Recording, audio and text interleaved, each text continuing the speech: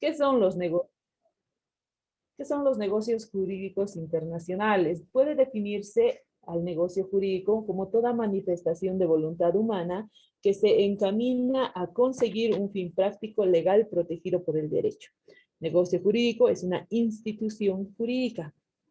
Es el acto voluntario lícito realizado por los órganos competentes para la creación, modificación o extinción de derechos y obligaciones entre estados u otras personas capacitadas. La celebración de todo acto jurídico internacional requiere o motiva el establecimiento entre las partes interesadas de relaciones a dicho efecto. Dos o más sujetos de derecho internacional son necesarios para su relación. Los negocios jurídicos internacionales son aquellos negocios que se realizan entre personas jurídicas internacionales. Es decir, habíamos dicho que existen personas jurídicas como ser instituciones, ¿no es cierto? Ejemplo, podría realizarse un negocio jurídico entre YPFB y Petrobras, ¿no es cierto? A eso se refieren los negocios jurídicos internacionales. Es aquella manifestación de voluntad que se encamina a modificar, extinguir o entablar negocios, contratos internacionales.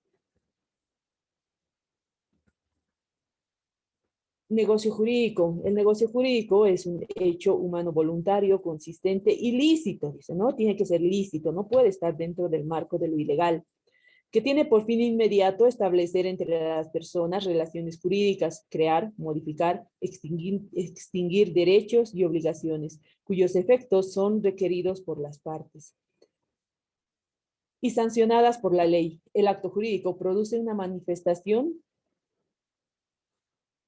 una modificación en las cosas o en el mundo exterior, porque así lo ha dispuesto el ordenamiento jurídico. Una declaración de voluntad orientada a conseguir una finalidad práctica, lícita, amparada por el ordenamiento legal.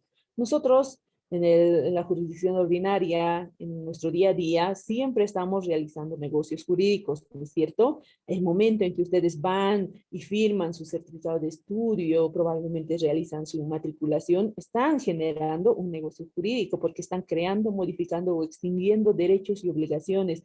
Derechos entre ustedes con la institución a la que están perteneciendo, UPEA, por ejemplo, ¿no? Entonces, a nivel internacional también existen negocios jurídicos que realizan ciertas instituciones de dichos estados con otras instituciones de otro estado. ¿Está bien? A eso se refiere el negocio jurídico. ¿Y cómo nace el negocio jurídico? Dice, ¿no? A nivel internacional, a través de negocios que pueden crear, modificar, extinguir relaciones jurídicas. Las relaciones jurídicas estarán reguladas por los pactos entre las partes o en su defecto por las normas que rigen la vida de la sociedad. Entonces, no es nomás presentarse y decir, hagamos un negocio, acepto, sí, listo, firmamos. No. Entonces, tiene que existir una norma que lo regule, que regule a este negocio jurídico. Es decir, nosotros, por ejemplo, cuando vamos y firmamos, realizamos nuestro trámite de matriculación ante la Universidad Pública del Alto, hay una normativa que regula dicha matriculación, ¿no es cierto? No es porque van y firman y listo, no. Existen normativas que regulan los negocios jurídicos. Así también, cuando dos estados firman un tratado, perdón, un convenio, esto está regulado ante la Corte Interamericana de Justicia y diferentes instituciones que existen a nivel internacional. El negocio jurídico nace a partir de unos presupuestos que lo anteceden. Estos presupuestos son el objeto, el sujeto y el negocio. Tiene que existir presupuestos necesarios para la realización de un negocio. El objeto, la causa, el porqué, el sujeto, las personas, los estados, el negocio, el objeto del negocio, perdón, ¿no? Entonces tiene que existir siempre el objeto y el sujeto. Como en todo contrato, nosotros nos matriculamos, ¿cuál es el objeto? Matricularse y estudiar. ¿Quiénes son los sujetos? La institución pública y las personas que lo solicitan. Tiene que existir un sujeto y un objeto. El objeto del negocio jurídico será el interés en la que prácticamente tiene el sujeto, perdón, de una obtención de un resultado. Por ejemplo, en un contrato de compra-venta de una vivienda, el objeto lo forma la vivienda, el precio a pagar y los sujetos son el comprador y el vendedor. Es decir, tiene que existir un objeto. Cuando realiza el contrato, el convenio entre YPFB y Petrobras, ¿cuál es el objeto? ¿Cuál es el objeto, compañeros? Entre una negociación entre YPFB y Petrobras. El objeto sería, ¿El gas, doctora? claro, los recursos naturales, ¿no es cierto? El gas. Eso es el objeto del negocio jurídico. Y los sujetos serían Bolivia y Brasil, ¿ya? Brasil. El objeto del negocio jurídico debe ser determinado, es decir, específico y realizable. Si no se puede realizar el objeto, no se producirán efectos jurídicos, por lo tanto, no conformará negocio jurídico alguno. Es decir, el objeto tiene que ser algo realizable y determinado. Sabemos que es el recurso natural. Pero si existiera un contrato, un negocio jurídico entre Bolivia y Chile con respecto a el aire, quieren, por ejemplo, transportar, exportar, importar el aire. Entonces, no es realizable ese negocio jurídico, porque sabemos que en todos los estados, en todos los países, en todo el mundo, el aire es algo que la naturaleza nos ha otorgado, ¿no es cierto? Entonces, tiene que ser un objeto realizable y específico. ¿Listo? Digamos. Persona natural, habíamos analizado también en su momento qué son las personas naturales y qué son las personas jurídicas. Vamos a dar un breve repaso. Las personas naturales es todo un individuo de la especie humana, cualquiera que sea su raza, sexo, estirpe, condición. Ahora bien, en términos empresariales, la persona natural es el individuo al que o que debe actuar en nombre propio o en representación de cierta institución. En tal caso, la totalidad de su patrimonio va a dirigirla a la persona jurídica que va a representar a la institución. Hemos dicho persona natural, persona jurídica. Persona natural, cualquier persona jurídica, institución.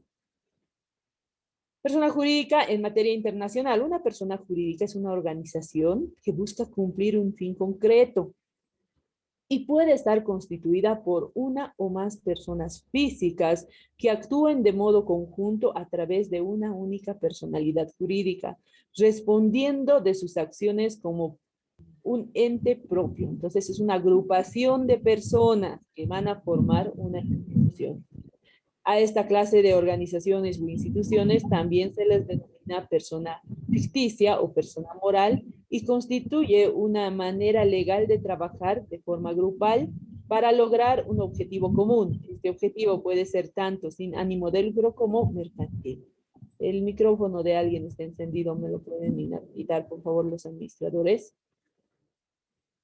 Entonces quiere decir que el conjunto de personas jurídicas, personas naturales, pueden también formar personas jurídicas, organizaciones, organismos con o sin fines de lucro. Hay que destacar también que cuando se crea una persona jurídica, esta adquiere tanto deberes como derechos propios. En todos los casos, una persona ficticia necesita tener reconocimiento legal por parte del Estado para poder llevar a cabo su actividad. Habíamos dicho también que no es normal formar una institución con personas jurídicas que quieren emprender en algo en el Estado, sino que este debe estar debidamente legalizado y reconocido por el mismo, debidamente inscrito esa institución a Fundempresa para que el Estado pueda reconocer su legalidad y aparte de eso tener su personería jurídica. ¿Ya? Entonces, si ustedes, grupo de estudiantes, quieren emprender algo, tienen que tener conocimiento de que para que éste tenga derechos y obligaciones ante el Estado, debe tener personería jurídica y debe presentar su institución a Fundempresa para que éste pueda tener la legalidad correspondiente. ¿Por qué razón se constituye una persona jurídica? ¿Cuáles son las razones de que personas naturales se agrupen y quieran crear una institución? ¿Cuáles son las razones? ¿Por qué razón? Dice, ¿no? Aunque existen diversos motivos para que llevar a cabo la creación de una persona jurídica, el objeto principal siempre será el deseo de realizar una actividad, buscando conseguir un fin concreto y común entre varias personas que se reúnen para trabajar juntas para alcanzar ese fin. Entonces, no es nomás agruparse y decir, a ver, ¿qué podemos hacer? ¿Qué podemos crear? No, tiene que haber una razón, el por qué, con qué fin ustedes van a crear su persona jurídica, cuál es el fin de ello. Estamos queriendo crear una institución porque entrar a las universidades es difícil, cuesta, dice, ¿no? Entonces crearemos instituciones educativas que les enseñen, qué sé yo, quizá carpintería en aluminio, gastronomía, corte y confección. Entonces, esa institución que ustedes van a crear con personas con conocimiento, probablemente exista una persona que conozca de corte y confección y quiera enseñar a chicas, chicos que salen bachilleres, que no saben en qué emprender, no tienen las posibilidades de estudiar, entonces yo les voy a enseñar. Si van a crear esa institución, tiene una finalidad. ¿Cuál es? Ayudar al desarrollo de la educación, dice, ¿no? Entonces, toda persona jurídica tiene que tener una razón y tiene que perseguir un fin. No es nomás agruparse por agruparse. Como ya se mencionó, el objeto que pretende perseguir puede ser tanto de carácter económico y comercial, por ejemplo, una sociedad anónima, o como altruista, por ejemplo, las ONGs que no tienen fines de lucro. Pueden tener dos tipos de fines, sin ánimo de lucro o con fines de lucro. Estas instituciones que se forman, que tienen que tener, hemos dicho, una finalidad. ¿Qué requisitos debe cumplir una persona jurídica? A las personas ficticias, a diferencia de las personas físicas, se les exige una serie de requisitos indispensables que deben cumplir para ser aceptadas legalmente como persona jurídica. Les he dicho, no es nomás agruparse y querer lograr un fin, no es querer, qué sé yo, cambiar la sociedad, ayudar, no, tiene que cumplir ciertos requisitos. Hemos dicho, si ya tiene un fin y es implementar, educar, qué sé yo, qué finalidad podrá tener esa institución, este también deberá cumplir con ciertos requisitos. Entre ellos están contar con una razón o denominación social, es decir, tiene que tener un nombre. Muchísimas instituciones tienen SRL, sociedad de responsabilidad limitada, etcétera, etcétera, etcétera, Entel, IEPFB, Intervida, etcétera. Entonces tiene que contar con una razón de ser. Razón quiere decir denominación, quiere decir nombre. ¿Listo? Segundo, debe disponer de una sede con domicilio físico donde localizarla a efectos de notificación y de desarrollo de su actividad. Debe contar con una sede. ¿Y EPFB dónde se encuentra, compañeros?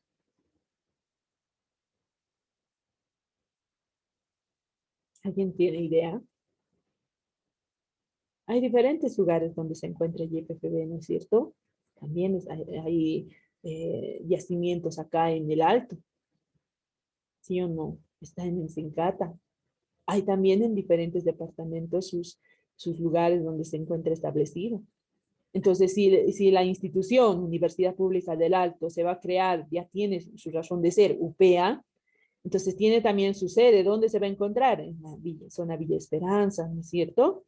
Entonces, toda institución debe tener su sede. ¿Dónde ubicarlo? ¿Dónde notificarlo? Si bien existen subsedes, sedes desconcentradas, también tiene que existir un lugar central para poder notificarlos.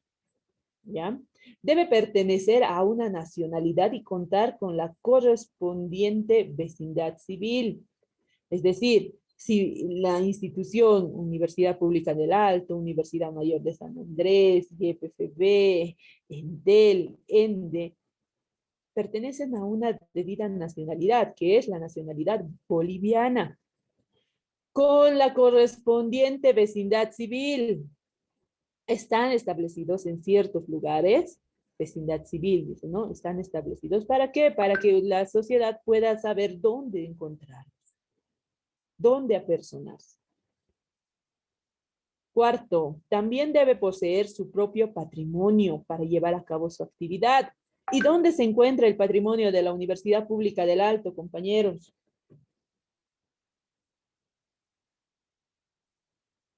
En la misma sede, Villa Esperanza, doctora. Exacto, ubicado en, creo que es 16 de julio, Río se conoce muy bien la zona Villa Esperanza, dice, ¿no? Y Avenida, doctora, perdón, Oscar, dime. sí, ahora en caso del internacional, por ejemplo, claro, en el caso local sería nuestra universidad en Villa Esperanza, pero hay instituciones que se crean a nivel internacional, por ejemplo, el ALCA, el ALADE, no sé. pero las instituciones podrían ser móviles. Por ejemplo, yo he visto que la sede va a ser en Bolivia, en Venezuela, en algunos momentos estaba en Argentina, no sé, algo por ahí. Entonces, ¿podría ser móviles también, doctora? Ya, en ese tipo de casos existe una negociación cuando ya se empieza a firmar el convenio, el tratado, las declaraciones, ¿no es cierto? Llegan a una negociación. Por ejemplo, la Corte Interamericana de Justicia sabemos que reside en Europa, sabemos que reside ahí, ¿no es cierto? Entonces, dependiendo de la institución, el de la negociación, van a determinar dónde va a residir, dónde va a ser su sede. Ahora bien, en las negociaciones también establece que existen diferentes tipos de encuentros. Esos encuentros se realizarán de forma anual, quizá cada 2 años. Eso sí está en movimiento. Y esos diferentes encuentros se van a realizar en los diferentes estados que forman parte del tratado. ¿Está bien? Se entiende, ¿no? Pero existe una sede donde debe ubicarse dicha institución. Yo les estoy hablando ahora de forma interna de nuestro estado. Vamos a ver también cómo se realiza de manera internacional, pero a grandes rasgos les voy aclarando. Cuando existen instituciones internacionales, en la negociación donde forman parte todos los estados, ejemplo el ALCA, se han hecho presentes todos los estados, representantes de estados, y en la negociación se ha determinado que la sede de esta institución se va a quedar en tal estado. Sin embargo, los encuentros, dichas negociaciones, reuniones, va a girar en los diferentes estados que forman parte de este tratado. Se va a llevar a cabo, por ejemplo, un año en Bolivia, otro año en Argentina, otro año en Perú. Es así como se manejan las instituciones internacionales. Sigamos, compañeros. Quinto requisito, deberá tener capacidad de posesión de bienes, así como responsabilidad a la hora de cumplir con sus obligaciones y derechos. Toda institución pública, tanto nacional como internacional, tiene que tener capacidad de posesión de bienes, así como también responsabilidad a la hora de cumplir sus obligaciones y derechos. Cuando nosotros firmamos un convenio, un tratado a nivel internacional, nos vemos obligados a cumplir con todo lo que está establecido en este tratado, ¿no es cierto? También nosotros gozamos de derechos, de obligaciones igual, gozamos de derechos. Si bien cuando existe, por ejemplo, mejoramiento tecnológico, si formamos parte de lo que es este tratado, entonces los mismos estados van a fortalecer a nuestro estado en materia tecnológica, cultural quizá, económica en caso de que algún estado potente done cierta cantidad de dinero para que los estados miembros de esa institución puedan, qué sé yo, mejorar su condición. Entonces, esa donación que ha llegado de dicho estado potente va a llegar también a todos los estados miembros. Entonces, gozamos también de derechos, tenemos obligaciones. Debe contar con los órganos internos de gestión y administración de cara a perseguir el objetivo que llevó al nacimiento de la persona moral, de la persona jurídica. Entonces, si bien existen instituciones a nivel nacional que gozan de una organización, de una estructura, a nivel internacional también tienen una estructura bien establecida. Hemos dicho, ¿no?, en la Corte Interamericana de Justicia, cómo está estructurado toda esa corte para que estos procesos internacionales se lleve a cabo de forma normal y que al final las autoridades correspondientes lleguen a una conclusión para que los estados dejen de estar en conflicto. Tiene que existir en toda institución jurídica una administración y unos órganos que manejen de forma interna todo el desenvolvimiento que exista en dichas instituciones. ¿Está bien? Ahora bien, ya hemos visto cómo nacen las instituciones jurídicas, ¿no es cierto? Cómo nacen desde personas naturales, se reúnen las personas naturales para formar una institución jurídica. Habíamos dicho que cada institución jurídica tiene una finalidad, un fin, ya sea de lucro o sin fines de lucro. Tiene que tener estas instituciones jurídicas, estas personas jurídicas, dichas características, tienen que tener una razón social. Por eso es que dicen, no, el ALCA, esa es su razón social, ¿no? Acá USA, esa es su razón social. Tiene que tener una razón social, tanto a nivel internacional como nacional. Deberá contar también de ciertas características, tener un objeto, tener su sede, gozar de cierta organización interna para que esta institución pueda desarrollarse de forma normal. Ahora bien, existen dos tipos de personas jurídicas a nivel internacional.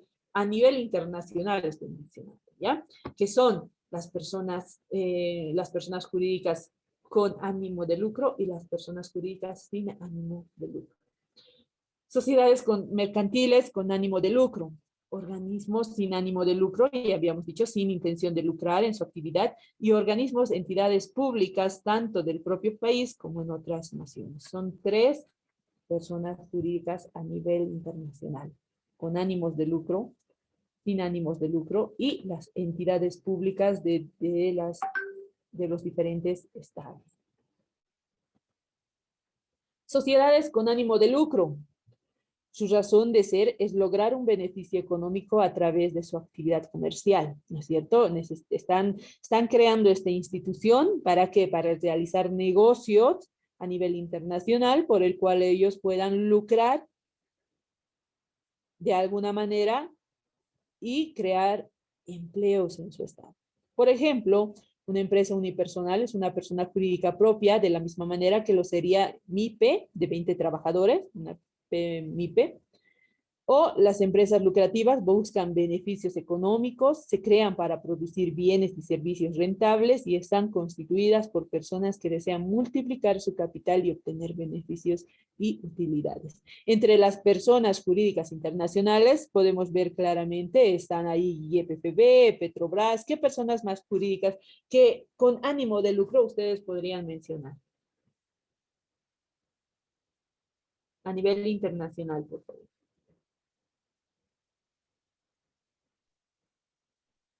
Doctora, en caso de de los armamentos, ahora como se está También. realizando allá en Europa, fácilmente hacen los negocios, ¿no? Envía a Estados Unidos, a Ucrania, armamento bélico para matar, pero no sería contradictorio, doctora, porque lo primero, ¿cuál es? Velar los intereses y los derechos del ser humano, pero cuando exportas armamento es, claro, entre estados es lícito, eh, pero no vela, ¿no? Están llevándolo para matar a otros. Entonces, en este caso, tal vez sería también uno de los componentes, doctora. Exacto. Más allá de ver lo humano de una persona jurídica al exportar dicho armamento, sabemos también que esa persona jurídica se ha creado con ánimo de lucro. Eso también tienen que analizar, ¿ya? No va a haber una institución sin ánimo de lucro que exporte o importe. No existe. Entonces, si se están creando personas jurídicas con la intención de lucrar, de exportar, importar armamento, maquinaria, tecnología, etcétera, sabemos también que en esa institución hay personas que están ahí trabajando. O sea, que están más allá de los representantes de dicha institución, por detrás están miles de personas que necesitan recibir un sueldo, ¿no? Familias o personas, padres, madres de familia que están ahí. ¿Con qué intención? Con la única intención de mantener sus hogares. Entonces, esos padres, madres, empleados, empleadas que están trabajando en esas empresas creando armamento, requieren recibir un salario. Y no les va a importar a dónde están exportando. Entonces, tienen que verlo también desde ese punto de vista.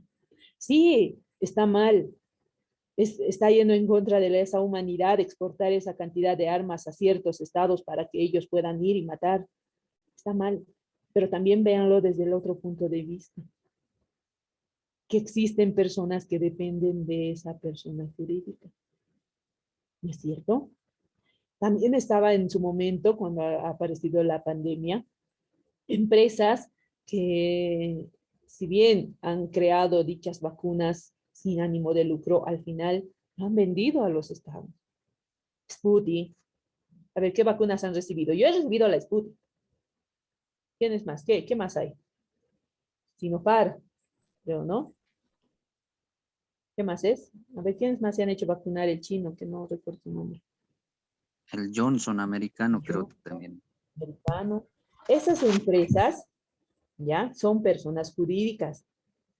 Son personas jurídicas que están trabajando exportando esos productos con ánimo de lucro, con la intención de que el Estado boliviano pague a esos países, o algunos sí han llegado gratis, ¿no es cierto? Uno que otro han donado las vacunas, pero la mayoría los ha adquirido el Estado, ¿ya? Entonces tienen que analizar también desde ese punto de vista. A ver, yo te pregunto, Oscar, tú trabajas, estás creando tus propias empresas, ponte que haces zapatos, ¿ya? Estás creando zapatos y te dicen, no, te voy a contratar y me vas a hacer 15,000 botas militares. Y yo esas botas les voy a donar a Rusia para los soldados y que vayan allá a matar a los ucranianos. Entonces, ¿tú qué harías, Oscar, desde ese punto de vista?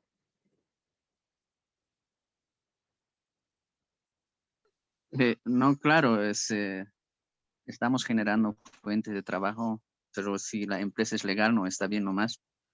Y entonces, doctora, tendríamos que hacerlo nomás porque estamos generando fuentes de trabajo.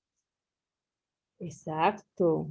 Entonces Oscar se va a olvidar de lo humano, ¿no? Va a decir, entonces esas botas lo van a utilizar para ir a matar a los ucranianos, pero ¿qué voy a hacer si me están ofreciendo lo que yo exporto, digamos, yo exporto o vendo esas botas en 100 bolivianos, pero los rusos me están ofreciendo pagar por cada bota 300 y yo les voy a pagar a mis empleados el doble y ellos van a estar felices? Entonces hay que analizar las cosas desde otro punto de vista, siempre, compañeros. Siempre dice el dicho, ¿no? No juzgues al libro por la portada. No lo juzgues por la portada. Entonces, antes de juzgar, antes de tomar decisiones, analícenlo desde otro punto de vista. Sí, está mal que se exporten armamentos, etcétera, etcétera, pero el otro estado está generando. Y si nuestro Estado generara también armamentos, generara todo ese tipo de cosas, si a Bolivia le piden, no, expórteme, Bolivia lo va a hacer sin pensarlo, porque va a ganar. Y es lo que está haciendo con nuestros recursos naturales. Está exportando sin pensar. ¿No es cierto? ¿Sabían ustedes que el dólar ya ha bajado? A raíz de esta guerra que se ha suscitado, el dólar ya ha bajado. El anterior día, sábado, vino un cliente a la oficina y me dice, doctora, he cometido un error. ¿Por qué? He vendido mi auto en $8,000 y al momento de hacer el cambio me dicen que el dólar ha bajado a 6.92. Era que lo venden bolivianos. He perdido. Entonces también ustedes ya vayan deshaciéndose de sus dólares, los que tengan. Sigamos. Entre las instituciones con fines de lucro a nivel nacional se encuentran PIL, Cervecería Nacional Boliviana, ENBOL, YPFB, etcétera, etcétera, con fines de lucro. PIL también exporta. YPFB exporta. Entonces, estas empresas que se crean, instituciones que se crean a nivel nacional, forman parte de las negociaciones internacionales porque van a exportar a otros estados. Estas empresas son creadas con fines de lucro. ¿Por qué? Porque generan empleos, pagan sus impuestos al Estado. ¿No es cierto? Por eso es que ningún Estado va a ir y va a cerrar una empresa, no lo va a hacer. ¿Por qué? Porque cobra impuestos de esa empresa.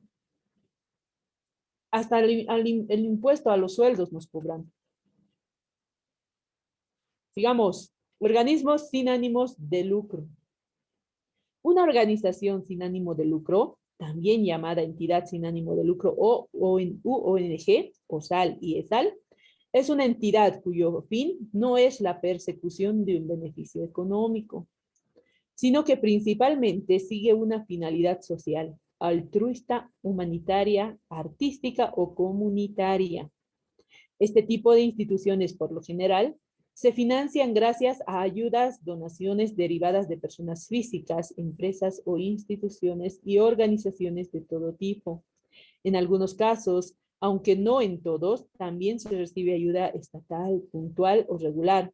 en forma de subsidios, usufructo de fincas, exoneraciones fiscales o aduaneras. El objeto de estas organizaciones se encuentra más allá de lo económico. Lo que ellos tratan es de ayudar a la sociedad. ¿Quiénes, a ver, donan a esas instituciones? Los famosos. Angelina Jolie, Brad Pitt, Will Smith. Esas son las personas que donan a esas instituciones. Así también reciben donaciones de instituciones, de los mismos estados. Cuando, por ejemplo, llegó acá a Bolivia Intervida, el Estado también realizó su donación correspondiente para que esta institución sin ánimos de lucro pueda llegar a las zonas alejadas y colaborar a los niños de escasos recursos para que estos puedan acceder a la educación. ¿Cierto? Estos son los organismos sin fines de lucro. Ahora bien, si a estas instituciones le viene, ¿no?, un Estado y le dice, ¿sabe qué?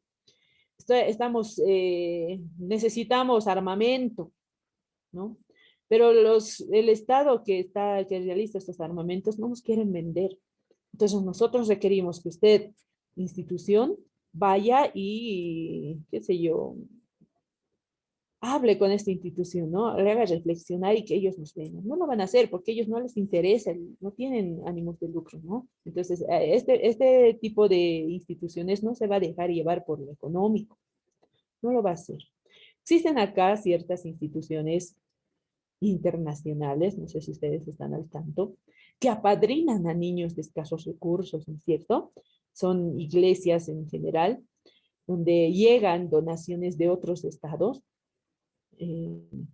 Por ejemplo, tiene el nombre, ahorita no me viene a la mente esa iglesia que yo conozco, nos habíamos hecho un análisis, el que donan de otros estados, pero no donan una institución, el estado, donan personas naturales. Póngale que Oscar vive en España, es una persona acaudalada, tiene dinero. Entonces, él se ha inscrito a esta institución como beneficiador del mismo. Pero a Oscar no le van a pedir el dinero de forma directa, no. Entonces, de acá los niños bolivianos que asisten a esas iglesias mandan cartitas al exterior, ¿no? Buscando un padrino. Y justamente le van a sortear a Oscar este padrinazgo. Le va a llegar la cartita escrita de acá de un boliviano, de un niño boliviano, donde le escribirán, ¿no?, el niño, su situación, cuántos años tiene, cuántos son los miembros de su familia, etcétera, etcétera. Les escribe. Llega la cartita a Oscar y Oscar acepta ser el padrino. Entonces, habitualmente, Oscar le manda cierto monto de dinero a este niño para que éste, por ejemplo, pueda pagarse sus estudios, su alimentación. Llega también a la institución, porque en esa institución, póngale que el niño sale 8 de la mañana al colegio. Entonces, ese niño tiene que llegar a esta institución a mediodía y le dan su almuerzo. Le dan todo su almuercito. Llegan personas preparadas, profesoras, parvularias, en la tarde, en que les ayudan a hacer sus tareas, les enseñan. Ya tienes tarea del colegio, ven, yo te voy a ayudar, te voy a guiar. Les enseñan y llega la hora del tecito. Toman su tecito y se retiran a sus casas. Así es como trabaja esta institución. Que Doctorita, recibe donaciones. Doctorita, Sí. yo conozco una institución que es el Ejército de Salvación. En ahí igual ayudan a los niños y son de no sé si es país, pero es de Israel los padrinos que apoyan a los niños. Exacto, esas son las instituciones de las que estoy hablando. Incluso Oscar ya le manda, ¿no?, su mensualidad a la pequeña, lo apadrina. Llega a fin de año y le llegan sus regalitos de Navidad, de los padrinos les llegan sus regalitos de Navidad. Esas son las instituciones sin ánimo de lucro. Donaciones que reciben ciertas instituciones de personas naturales, de personas pudientes, que tienen la posibilidad de donar a estos países. Existen acá en Bolivia esas instituciones, ya lo ha dicho la compañera, ¿cómo me dije? ¿Qué se llama esa institución, compañera? Ejército de Salvación, dijo, doctora. Eso, ¿no es cierto? También hay ese tipo de instituciones, sin ánimos de lucro, compañeros. ¿Listo? Sigamos. Entidades públicas son aquellas organizaciones en las que la administración participa de manera activa, esto incluye tanto en la administración general del Estado como en la administración económica de una región, generalmente se centra en actividades de carácter altruista o de interés público, establecimiento o empresa personal moral fundada con aspiraciones de permanencia, cuyos intereses son independientes de las personas físicas que la integran. Esta es la definición de institución pública, significa que es de todos modos y para todos y pagada por todos, como ser Entel, SACSA, EMAPA, YPFB y Ende Andina. ¿Sabían ustedes que EMAPA está financiada por el Estado? Que si bien el arroz que cuesta el quintal 350, la verdad no sé exactamente, no estoy haciendo un cálculo, pongámosle que cuesta 350, EMAPA lo va a vender por 250, ¿no? Entonces, esas son las instituciones públicas con ánimo de que el Estado pueda ayudar también a su propia sociedad a reducir los costos. Y YPFB ayuda a que el costo del gas, de la gasolina no sea alto, como en otros países. Saben ustedes también que en Estados Unidos, en Europa, el costo de la gasolina ya se ha elevado por los cielos. Están en las noticias, ¿no? El costo de los recursos naturales están por los cielos. Dicen, ¿no? La gasolina ha triplicado su precio, están hablando. Esperemos que acá en Bolivia no ocurra esto. Y si ocurre, saben también que la sociedad no se va a dejar y se va a levantar. Entonces, nuestro Estado trata un poquito de limitar. Son instituciones que son financiadas por el Estado para reducir costos que ayudan a un determinado Estado. En Argentina también tendrán estas entidades, en Brasil también, en Chile, Estados Unidos, entidades que ayudan a su propia población. Estamos hablando de entidades públicas nacionales, ¿ya? Ahora bien, YPFB, si bien a los bolivianos nos venden gas, yo, por ejemplo, pago del gas 9 bolivianos, ¿no es cierto? Pero este exporta a otros estados a una mayor cantidad. Entonces trata de beneficiar a su propia población. ¿Qué tipos de personas habíamos visto? Personas jurídicas.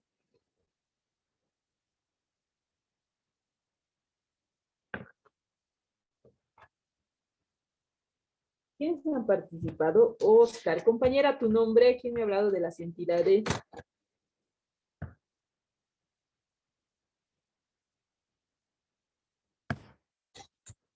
¿Se ha ido? ¿Quién era? No he visto su nombre, ya que ha participado. Ya, voy a llamar. Luz Anaí.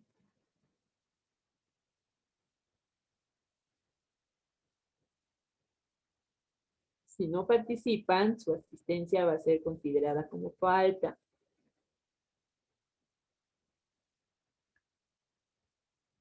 ¿Qué tipo de instituciones habían existido? Habíamos dicho que son 3.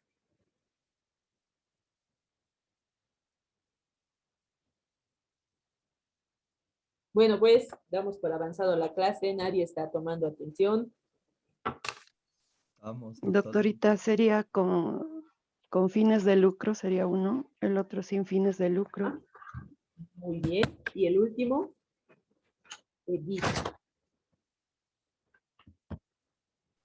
El último, que son las entidades públicas, ¿no?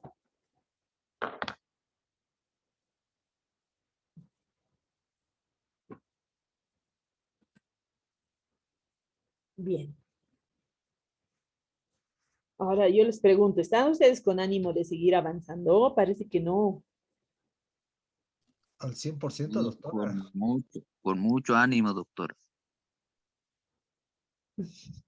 Pues parece que me han dejado desactivado el micrófono, la cámara y cada cual a su actividad. Vamos a ver el día del examen eso, ¿no? Sigamos. Entonces hemos dicho que son los negocios jurídicos, son contratos que realizan entre estados, ¿no? Negociaciones. Entre ellos participan las personas jurídicas que son 3, sin ánimos de lucro, con ánimos de lucro y entidades públicas estatales. Ahora vamos a analizar qué son los negocios verbales y escritos. Entonces, la forma de negociar parte de un contrato verbal o escrito que lleva a cabo 2 clases de contrato, unilateral o bilateral. Bilateral es un contrato de dos o más partes, dos o más estados, donde cada parte tiene su obligación.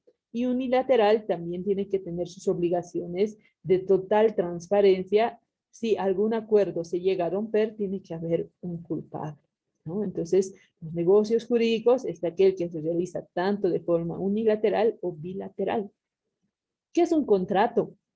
Compañeros, ¿qué es un contrato? Al año van a avanzar, ¿no?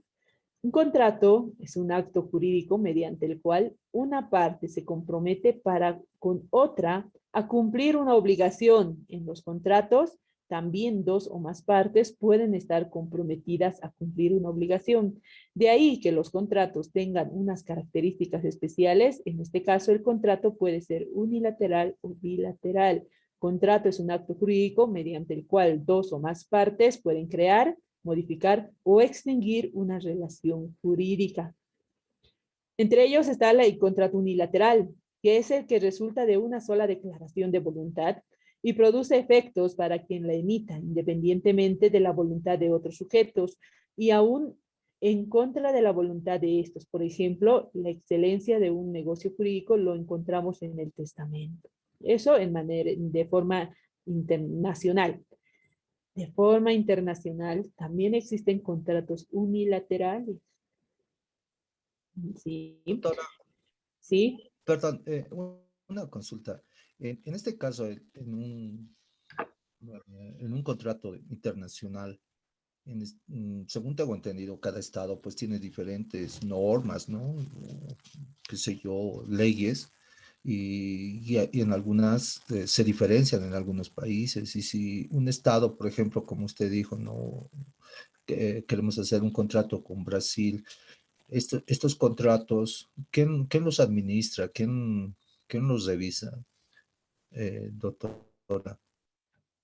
ya. Todo contrato, todo tratado, todo convenio, habíamos dicho ya también en el tema 2, que debe ser debidamente negociado, ¿no es cierto? ¿Y quiénes lo van a revisar? Los representantes de cada estado. Y deberán estar regulados conforme a la normativa internacional. ¿Ya? Si bien en forma interna existen normas que regulan los contratos, los convenios entre particulares, de forma internacional también son regulados y van a convocar a los estados para esta negociación. Hemos dicho, todo tratado, todo contrato internacional, antes de ser firmado, va a ser negociado entre los estados. Entonces, cada estado deberá verificar una y cada una de las cláusulas a las cuales van a firmar. ¿Ya? Eso con respecto a la pregunta. Ahora bien, en un contrato unilateral internacional puede realizarse, a ver, un ejemplo les voy a dar. Todos los que forman parte de a ver, ¿qué ponemos? De la Carta de las Naciones Unidas, que son 25 estados casi, no me recuerdo ahorita bien, forman parte de ese tratado. Resulta que un estado tiene la posibilidad de donar cierta cantidad de dinero a otro estado. ¿Por qué? Porque cree que ese estado lo necesita, está en completa indefensión, etc. Entonces, este estado realizará un contrato unipersonal en la que establecerá, ¿no? Dono esta cantidad de dinero a cierto estado en específico.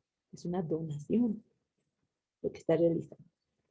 ¿Ya? No necesita la aceptación o negación del otro estado, lo está donando. Pero esto deberá ser verificado con los representantes de la Carta de las Naciones Unidas, porque establecerá en este contrato que está yendo en pro y en beneficio de la sociedad que lo necesita. Entonces, automáticamente llegará la donación. O sea, no es como decir, Bolivia ha recibido una donación de tantos. No lo ha hecho simplemente porque sí ha llegado. Han realizado diferentes contratos unilaterales. Se ha realizado en su momento. Los estados no van a hacer llegar ayuda de buenas a primeras a otro estado. Tienen que realizar negociaciones, tienen que realizar contratos. ¿Por qué? Porque todo ese medicamento va a cruzar pues la frontera y necesita cierta autorización, ¿no es cierto?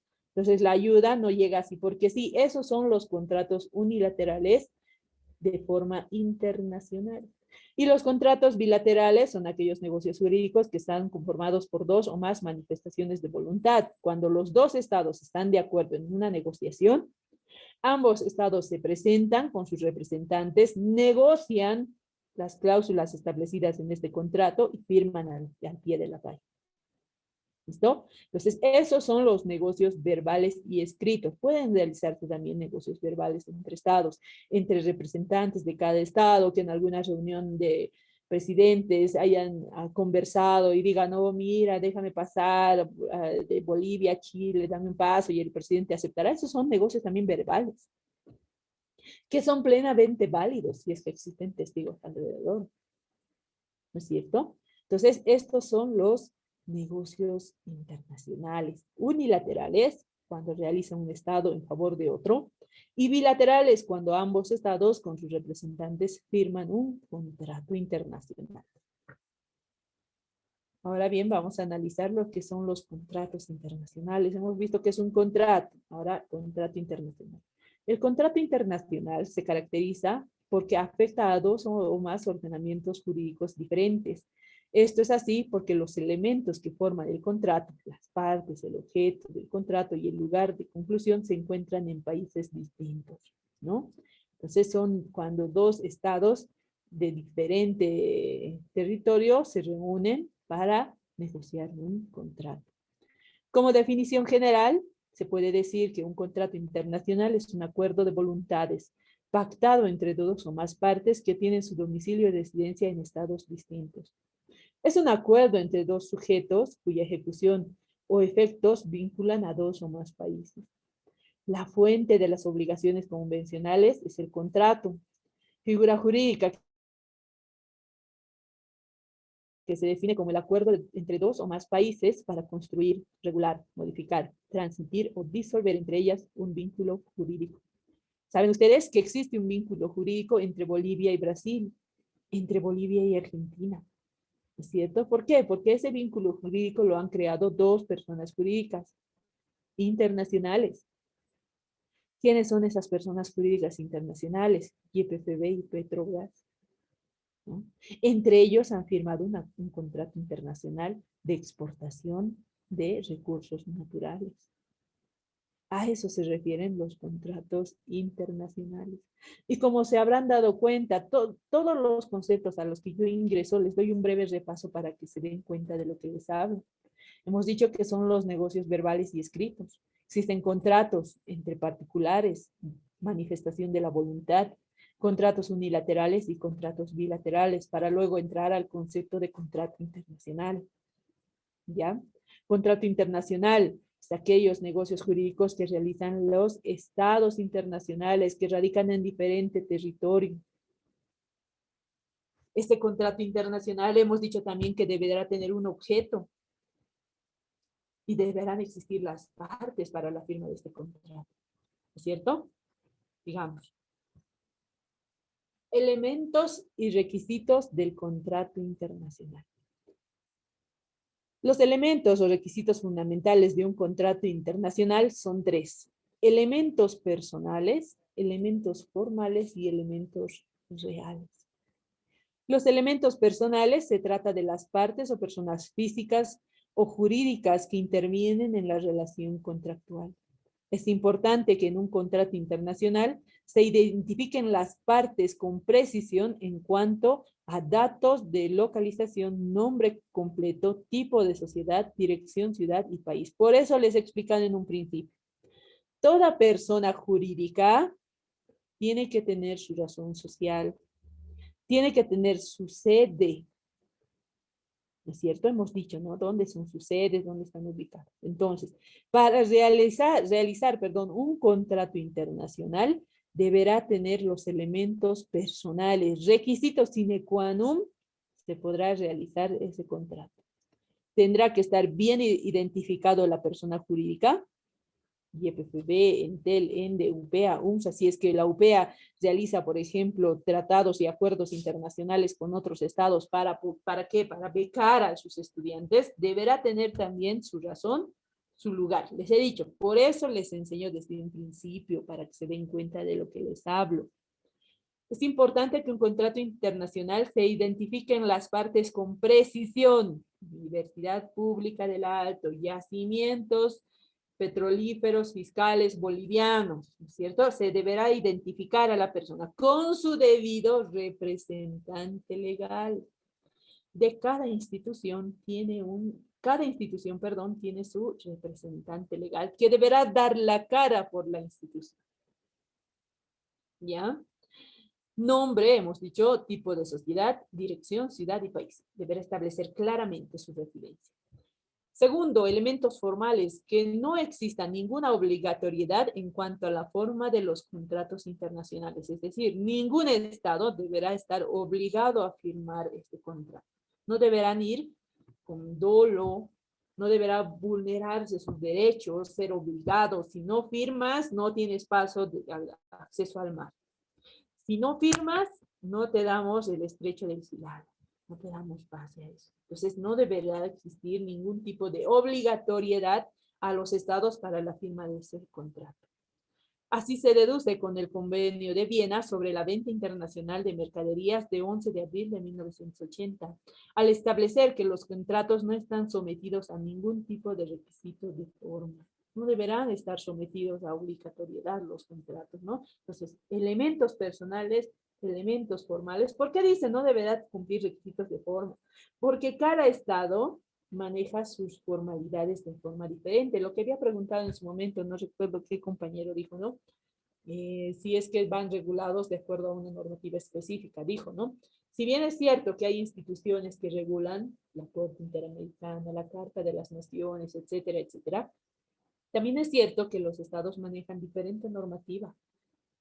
Entonces, si los estados van a firmar un contrato, se van a regular de acuerdo a la normativa internacional, pero no deberá existir una formalidad establecida como existe en nuestra norma interna. ¿Cómo se presenta un memorial? Encabezado, suma, generales de ley, generales de hecho, de derecho, petitorio, etcétera, etcétera. Entonces, tenemos una forma de presentar. En los contratos internacionales no existe una formalidad en sí. No existe. Sí se regulan en la negociación, se van entablando esto, van formando el contrato sin tener un formato establecido. Elementos reales son los bienes o servicios a intercambiar por las partes. El objeto del contrato serán las cosas y servicios que estén dentro del comercio y que sean posibles, lícitos y determinados. Entonces, todo objeto del contrato, la causa por la cual los estados se están reuniendo a negociar una exportación, una importación, deberá ser una cosa que sea posible, lícito y determinado. Queremos exportar quinoa. Tiene un objeto posible, tiene un objeto determinado. Y es lícito, porque no es ilícito. Ahora bien, si quieres exportar cocaína, ahí te van a cerrar las puertas. ¿Por qué? Porque esto es ilícito. ¿No es cierto? Entonces, elementos o requisitos del contrato, elementos personales, las partes del contrato, las instituciones jurídicas, debidamente denominada, con su sede en dicho estado, en dicha sociedad, en dicho país, tiene que tener su sede. Elementos formales, no existe en materia internacional una forma establecida para firmar contratos, no existe, se van realizando a medida que la negociación va avanzando. Y elementos reales, el objeto del contrato. ¿Por qué razones los estados se están reuniendo a negociar? Porque minerales, recursos, alimentos, frutas, verduras, etcétera, qué sé yo, todo podemos exportar en nuestro país, ¿no? Que en otros países está bien visto. ¿Por qué? Porque en otros países los alimentos son todo a base de químicos y en nuestro estado produce todo de forma natural. Entonces eso les gusta a otros estados y muchas veces requieren que se exporten nuestros productos, ¿no? Entonces, ahí quedaremos el día de hoy. Hemos llegado hasta los elementos o requisitos del contrato. La siguiente clase vamos a analizar características del contrato internacional. ¿Cuáles son las características de dichos contratos? ¿Listo? El día de mañana retomamos el tema. Que tengan un buen resto de jornada. Vayan a almorzar. Hasta luego. Hasta luego, doctor. Hasta luego, doctora. Hasta luego, doctora. Hasta mañana. Características del contrato internacional. Sin precisa adaptación a la cultura jurídica de la parte.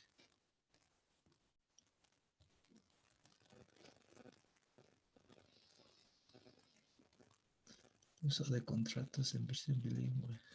Formación de contratos. Listo, ya has encontrado, puedo dejar de presentar. De todas formas, les voy a enviar al WhatsApp. Listo, mil disculpas. Chao, chao.